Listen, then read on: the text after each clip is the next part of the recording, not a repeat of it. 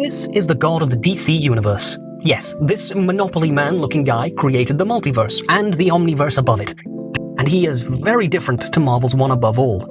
Although both have been depicted as a mysterious old man giving our heroes mysterious old man type advice, the Presence, as he's known, is a lot more Christian? Judeo-Christian? Or Abrahamic, I suppose. Now, DC has, for a very long time, had elements of Christian and Abrahamic lore and myth incorporated into its canon. In fact, there is a literal DC character, the Phantom Stranger, who was there at the crucifixion of Christ. Or at least that's one of his possible origins, but another is that he might be an angel of God. This might not be a surprise to many, since beings like Lucifer Morningstar are characters within DC Comics. Bro had his own TV show and everything. He had a crossover with Arrow in The Flash, which was fun, even if it had the budget of a literal shoestring. Anyway, I got sidetracked. Back to God, back to the Presence. Now, he might be capital G God along with other possible aspects of creation like the Source and the Light of Creation. All beings that existed at or near the beginning of all things. Are they different people or different aspects of the same being? Good question. DC creation myth is even more of a multi-retconned patchwork mess than Marvel, at least in my opinion. Maybe I just need to read more comics. But the idea is the Presence, technically, existed before everything. And one day, or there weren't days back then, but at some point, God, the Presence, said, "Let there be light," or something to that effect, and from this, some tiny spark of light was born within the great darkness.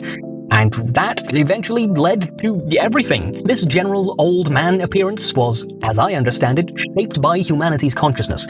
Not like a Galactus thing where everyone sees Galactus as their own species, but the genuine dreams of humanity created this form of God. Although, what level of influence mankind has on God in this way, I don't know. That's a bit of a scary thought. Does it change his actual essence, or just some representation in the universe? I have not been able to dig out a real answer. His first appearance in DC Comics is from 1 billion years ago, also known as 1940, in the interestingly named More Fun Comics, issue 52. Now, this story is the origin of another DC character. This is the first appearance of the Spectre, who is the spirit of vengeance. No, not that spirit of vengeance, the spirit of God's vengeance. Canonically, by the way, this spirit of vengeance, this Spectre, was the one who rained down fire on Sodom and Gomorrah, and brought down the Pharaoh in Egypt, and deleted all the Egyptian firstborn that one time. Canon. Or, I think it is, DC cosmology resets every other week, so I'm not even sure if this is legit anymore. But to be clear, this might be some reflection of a Judeo-Christian god, but other deities and other gods and mythologies and pantheons do exist in the DC universe. The Norse gods, for example. Did you know DC has its own version of Thor? He briefly worked for a certain German dictator in World War II. No, really. But that's another story.